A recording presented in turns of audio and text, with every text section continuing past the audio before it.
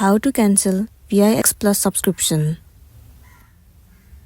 It's a very simple and a quick process, so let's jump into the video.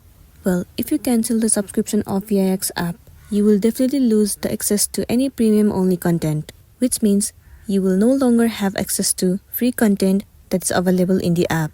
So if you're ready for the consequences, the first thing you want to do is head over to the settings of your device and then head over to your Apple ID at the very top. Move into subscriptions. Wait for a while for it to load. In this page, you should see all of the applications that you have bought the subscription of.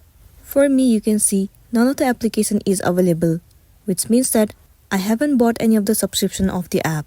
But for you, if you have the subscription of ViX app, then the app will be available in this page. All you want to do is click on it. Once you click on it, the option of cancel subscription will be visible to you.